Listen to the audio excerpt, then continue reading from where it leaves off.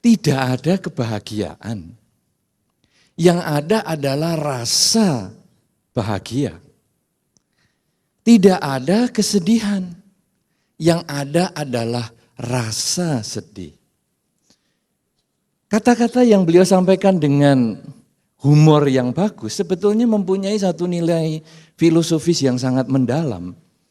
Bahwa kalau kita melihat dunia, apa yang terjadi di luar kita ini sebetulnya adalah sesuatu yang tidak ada kata bahagia maupun menderita. Bencana alam adalah bencana alam. Ada penggalian dan ketemu harta karun, itu hanyalah penemuan harta karun. Tidak ada yang membuat kita senang, tidak ada yang membuat kita menderita. Tetapi perasaan kita yang berhubungan dengan indria kita, itu yang menciptakan kondisi seseorang itu bahagia atau menderita. Bahkan kalau tadi Pak Helmi sudah sampaikan di dalam paparan di awal, bencana alam untuk orang-orang tertentu, mereka yang kehilangan rumah akan menangis. Tetapi mereka yang penjual material bangunan, mereka akan tertawa dengan senang. Wah, ini semenku pasti laku. Beton untuk cor-coran, besi untuk ngecor, ini pasti laku. Nah, jadi ada sesuatu yang netral yang kita lihat dari sudut yang berbeda. Oleh karena itu, sesungguhnya manusia mempunyai satu energi untuk mengubah jalan hidup. Seperti yang tadi disampaikan oleh Mas Romi Rafael kan, beliau juga menyampaikan bahwa di dalam diri kita ini ada problem, tetapi di dalam diri kita inilah kita bisa menyelesaikan problem. Dari mana ini sesungguhnya? Diawali dari indria kita. Segala sesuatu masalah sebetulnya timbul dari indria. Jadi oleh karena itu kalau tadi dikatakan berbahagialah Ibu Joger. Bu Joger ini saya tadi manggilnya susah, bujok atau buger atau apa, saya juga bingung. Jadi saya tidak tahu nih manggilnya. Tadi disampaikan bahwa makin usia bertambah, kemampuan berpikir makin menurun. Sehingga apa yang dikatakan oleh Pak Joger, tidak bisa melihat pasangan hidup yang makin tua, kemudian makin aneh, makin kocak, makin sesuatu yang di luar kebiasaan. Tapi dia bisa menerima. Kenapa? Karena ada indria yang bisa menerima. Ini satu kata-kata yang tepat sekali. Tidak melihat, tidak mendengar, atau tidak juga merasakan. Artinya saudara-saudara, kita hidup ini suka ataupun duka, ini sebetulnya karena kita dipermainkan oleh indria kita. Satu contoh yang sangat bagus sekali, ada orang melihat lawan jenisnya, cantik sekali. Atau waduh ganteng sekali. Kemudian kepingin mendekati. Dan pada proses pendekatan, biasanya orang itu akan tampak lebih ganteng, tampak lebih cantik. Makin kita pengen dekat kok dia nggak mau, makin kelihatan ganteng, makin kelihatan cantik. Sehingga kita penasaran kenapa dia tidak mau sama saya. Sampai kita usaha habis-habisan. Kita menggunakan jalurnya Mas Romi tadi. Kalau ada kesulitan gunakan orang lain. Kita sudah gunakan. Orang tuanya dia sudah. Pak RT sudah. Pak RW sudah. Dukun sudah. Semua sudah digunakan. Dan akhirnya dengan segala macam upaya dapat yang kita sukai. Dapat yang kita cari. Tapi begitu dapat, apa yang kita pikirkan? Ya, ternyata pasangan hidup tetangga lebih baik ini daripada yang saya dapatkan ini. Ada perubahan secara indria sudah. Mata kita sudah tidak melihat dia dengan indah lagi. Sudah berubah. Dulu suaranya do re mi fa sol, sol la si do re mi dan lain sebagainya. Wah, merdu sekali. Tapi sekarang suaranya kok seperti burung gagak yang sakit gigi. Sudah tidak ada lagi keindahannya. Jadi indria kita menangkap apa saja itu menjadi jelek. Sebaliknya indria tetangga melihat dia dari sudut indahnya lagi. Sehingga waduh, ibu itu kalau menyanyi sambil menyapu, aduh suaranya merdu sekali. Sehingga dilanjutkan dengan proses pendekatan yang endingnya kalau tercapai, ya tetangga lebih baik lagi, tetangga lebih baik lagi, tetangga lebih baik. Itu akan selalu kita alami. Itu yang kita lihat, demikian pula pendengaran. Makanya kalau tadi dikatakan oleh Mas Helmi, wah pemusik-pemusik A, B, C sudah disebutkan semua. Pada waktu dia mengeluarkan album musiknya, wah semua orang senang. Indrianya terpuaskan, pendengarannya mendengar suara yang bagus, penglihatan mendengar suara. Ya, penglihatan mendengar suara, betul? Nah, kenapa Anda tidak protes? Jangan ketawa setelah 3 menit omongan itu disampaikan. Lebih parah lagi ketawanya nanti di rumah. Orang semua sudah berhenti ketawa baru di rumah. Ih, lucu ya tadi. Apanya? Jadi waktu mata melihat, penyanyi ganteng-ganteng. Suara, waduh bagus-bagus. Sampai seperti mic yang dikulum-kulum. Karena saya melihat beberapa foto-foto para penyanyi dengan mic-nya ditempelkan begini, dikulum-kulum. Ini suara apa ngelamuti mic ini. Wah, tapi itu bagi orang-orang pada masa itu, pendengaran, penglihatan, bahkan penciuman, karena kalau tadi Mas Helmi dikatakan juga dicium-cium oleh para bapak-bapak itu, wah memang itu sangat menggelikan. Saya juga sudah mengalami itu, wah biasa diajak salaman, nggak taunya ada satu bupati ngejak salaman dan berciuman pipi. Waduh, pipi saya kayak diamplas. Wah. Dan karena pikiran tidak bisa membedakan kebenaran dan kenangan, akhirnya 3 hari masih ingat lagi, kayak diamplas kiri kanan lagi. Karena manusia secara indria ingin terpuaskan, sehingga merasa mencium itu juga sesuatu yang nyaman. Sehingga ketika penyanyi kemudian membagikan kaosnya yang penuh keringat, waduh, dicium-cium, wah senang sekali. Walaupun endingnya pingsan itu urusan belakangan, tapi pokoknya, wah sedap.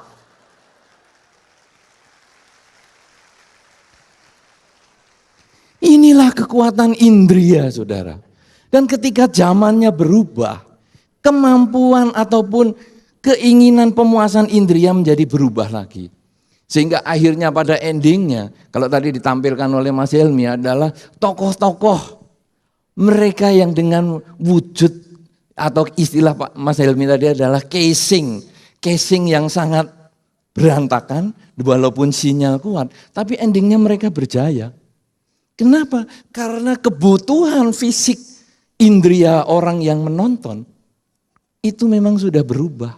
Seleranya sudah berubah. Seperti yang Mas Helmi juga sampaikan di dalam presentasinya, semuanya selalu berubah. Sehingga mata kita kemudian senang lihat yang aneh-aneh, senang lihat yang tidak bagus. Telinga juga senang yang tidak merdu.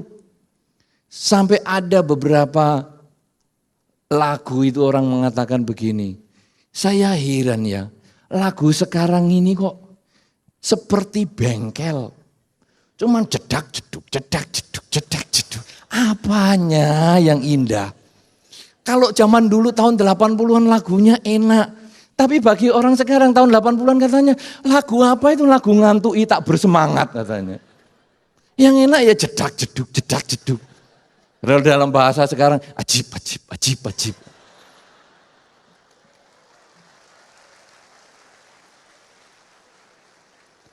Oleh karena itu saudara, kalau kita ingin menghadapi krisis, Kalau kita ingin mengubah jalan hidup kita, nomor satu yang harus kita perbaiki adalah sikap mental kita di dalam menggunakan indria. Indria ini harus sadar, selalu sadar bahwa tidak semua yang kita harapkan bisa menjadi kenyataan. Mata kepingin melihat yang indah-indah. Dalam beberapa kasus perkawinan yang kemudian mengalami goncangan. Lalu bertanya, Bante, rumah tangga saya kok kacau, ini kenapa Bante? Lalu saya tanya, apa sih sebabnya? Istri saya ini loh Bante, sekarang kok tampilannya kok sudah tidak oke lagi. Sekarang saya sulit membedakan antara pundak dengan dengkul. Sama-sama bulat, sama-sama besar.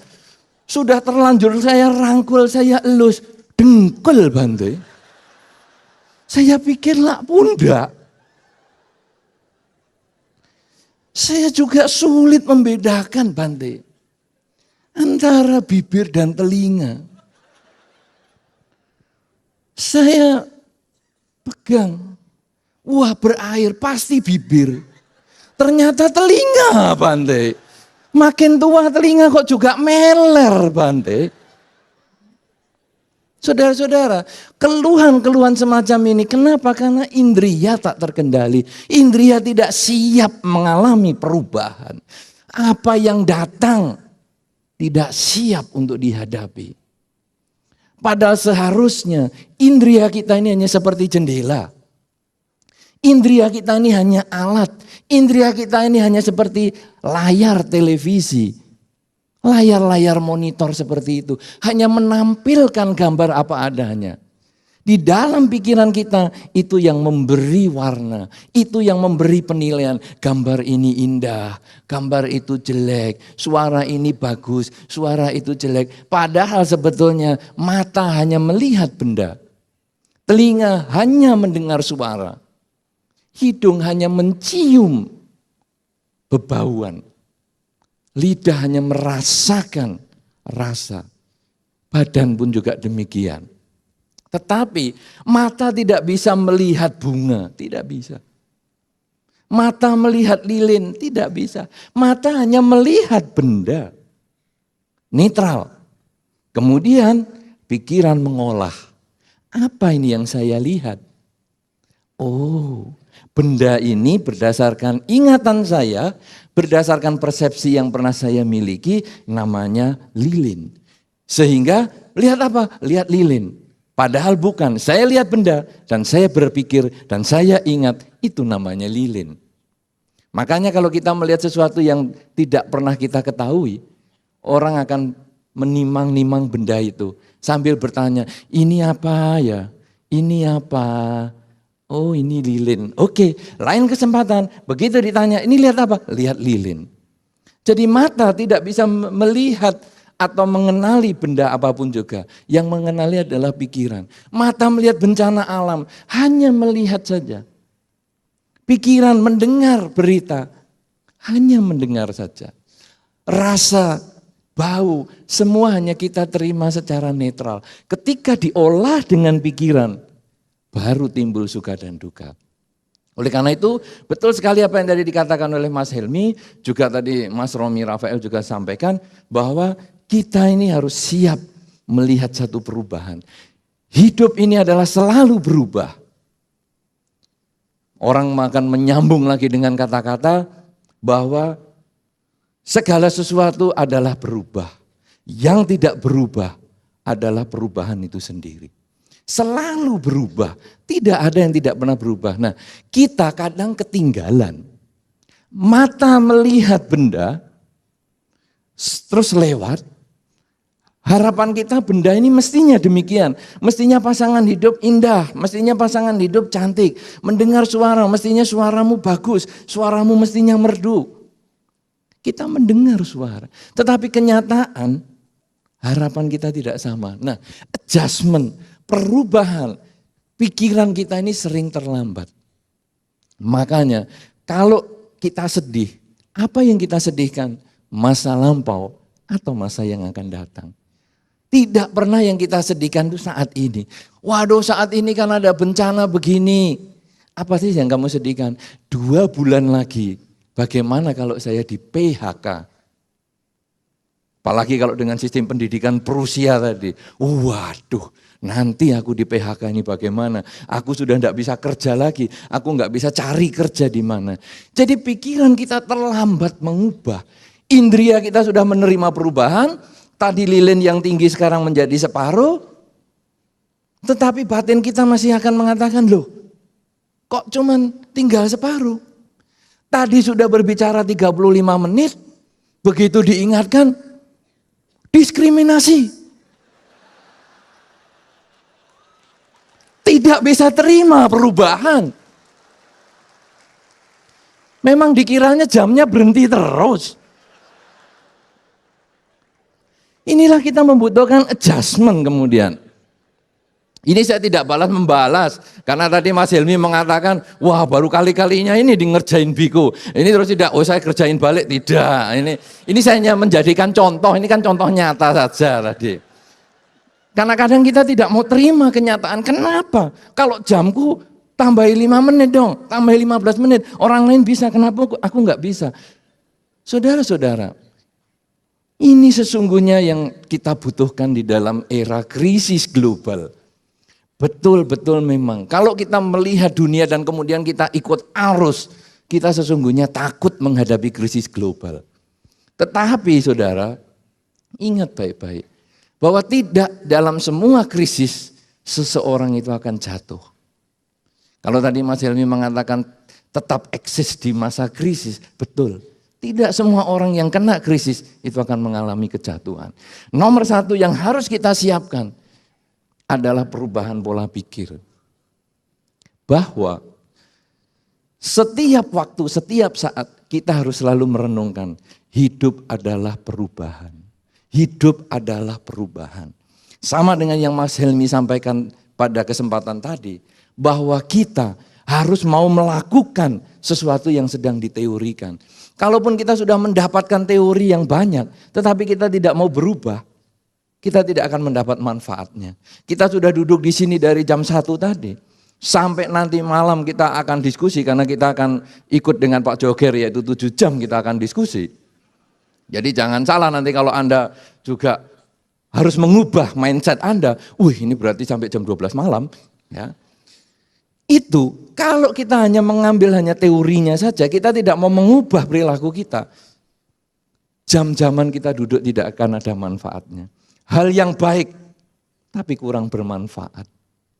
Tapi kalau baik dan bermanfaat bagaimana? Mulai berubah. Salah satu perubahan yang mau saya sampaikan adalah kita lalu merenungkan perubahan itu sendiri.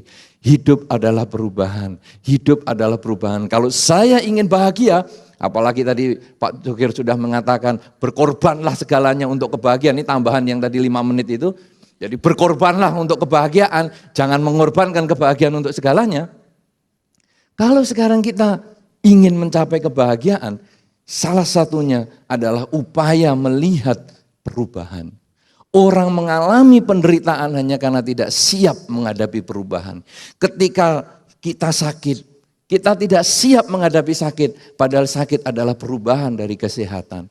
Ketika kita tua, kemudian badan mulai tidak bisa terkendali, kita tidak siap menghadapi perubahan. Karena kita menganggap manusia tidak bisa tua, hanya selalu muda. Kalau terus kita tidak mau berubah, kita tidak pernah mencoba merenungkan hidup adalah perubahan, hidup adalah perubahan, hidup adalah perubahan. Maka belum kena apa-apa saja, sudah akan penderitaan. Bahkan kalau tadi dikatakan Mas Helmi melamar 15 orang, 18 tertolak. Saya nggak tahu siapa yang 3 itu, apakah mungkin mama ibunya dari yang menolak itu juga menolak juga Mas Helmi sebagai menantunya mungkin, atau tetangganya atau siapa saja. Saudara, ketika kita ditolak sampai 18 kali, kemudian diterima sekali, kalau kita tidak siap menghadapi perubahan, kita malah pingsan. Loh kok bisa? 320 kali tinju kalah terus, kok bisa menang? Kaget malah pingsan jantungan. Kenapa? Karena kita tidak siap menghadapi perubahan. Dari penderitaan menjadi bahagia, tidak siap. Beberapa kasus mungkin nanti Mas Hilmi bisa kisahkan tentang uang kaget dan sebagainya. Mungkin dapat uang segitu banyak malah bingung, mau beli apa? Ada beberapa orang mengatakan, coba uang kaget itu kasihkan saya tidak akan beli televisi, saya tidak akan beli kasur, ngapain beli sebecak gitu banyaknya. Masuk aja ke toko emas beli berlian, habis uangnya pasti. Tapi karena uangnya sudah demikian banyak, kaget bagi dia bingung. Sulit untuk menerima perubahan. Karena itu, nomor satu, renungkan, hidup selalu berubah, hidup selalu berubah, hidup selalu berubah. Berubahlah untuk hidup. Kalau kita bisa berubah untuk hidup, kita akan bisa menjalani kehidupan ini dengan bahagia. Hal hidup sungguhnya adalah saat ini. Waktu yang kita miliki adalah saat ini. Anda yang tadi jam 1 Anda pernah hidup tapi sudah tidak hidup. Anda yang nanti jam 7 malam akan hidup tapi belum tentu hidup. Hidup adalah saat ini. Karena itu apa saja yang kita saat ini hadapi dengan indera kita, dengan telinga kita dengar, dengan mata kita melihat, dengan hidung kita cium dan lain sebagainya. Hal yang kita harus lakukan menerima perubahan dengan kita merenungkan apa yang tadi disampaikan di dalam layar besar, yang datang hadapi. Hadapi semuanya, suka maupun duka hadapi. Kalau tadi misalnya demonya Mas Romi memecahkan botol itu, mungkin kalau Anda berpikir-pikir, nanti apa aku bisa ya, nanti apa aku bisa. Ketika Anda berpikir demikian, Anda tidak hidup pada saat ini, botol tidak akan bisa pecah.